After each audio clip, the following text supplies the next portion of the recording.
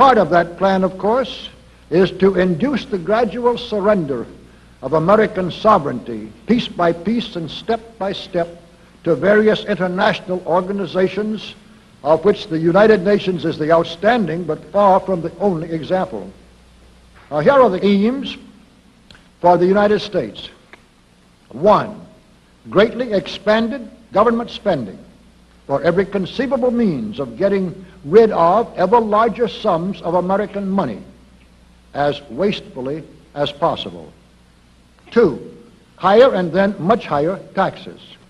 3, an increasingly unbalanced budget despite the higher taxes. 4, wild inflation of our currency. 5, government controls of prices, wages, and materials, supposedly to combat inflation. 6, greatly increased socialistic controls over every operation of our economy and every activity of our daily lives. This is to be accompanied, naturally and automatically, by a correspondingly huge increase in the size of our bureaucracy and in both the cost and reach of our domestic government. 7, far more centralization of power in Washington and the practical elimination of our state lines.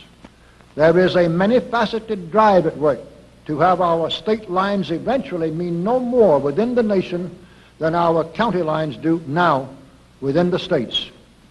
8, the steady advance of federal aid to and control over our educational system, leading to complete federalization of our public education.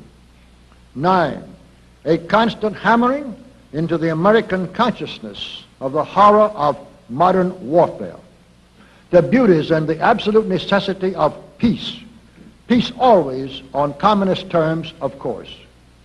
And 10, the consequent willingness of the American people to allow the steps of appeasement by our government which amount to a piecemeal surrender of the rest of the free world and of the United States itself.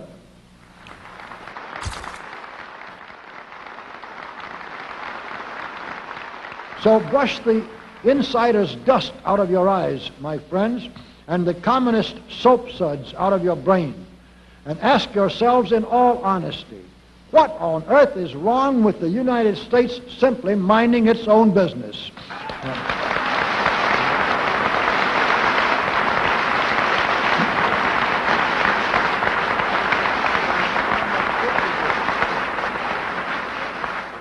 Or with having its foreign policy function primarily for the safety and benefit of the American people.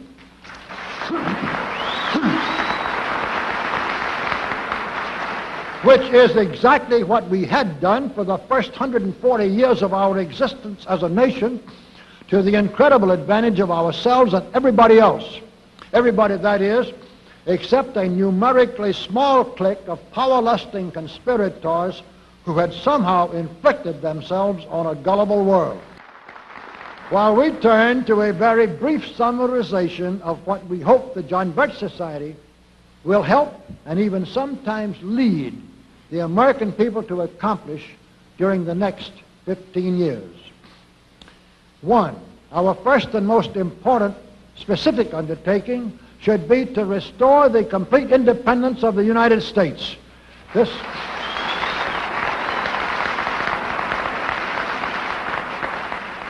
This includes our resolution to get us out of the United Nations and get the United Nations out of the United States.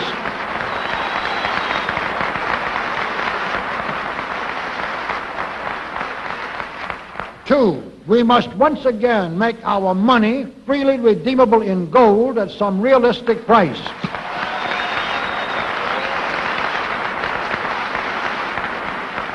And we must take all practicable legislative steps to prevent a recurrence of the enormous thievery and other subversive crimes that have been perpetrated on the American people through a contrived inflation by every president from Franklin Roosevelt through Richard Nixon.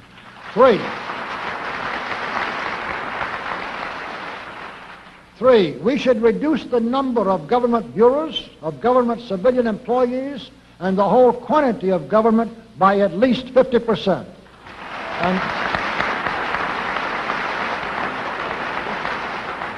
And we should achieve at least this much reduction in proper fashion through gradually convincing a majority of the American people of the wisdom of such a course. 4, we should withdraw all American troops from every spot on earth that is not American soil, except when and where such troops may be required as decided by Congress to protect American lives and property from criminal vandalism.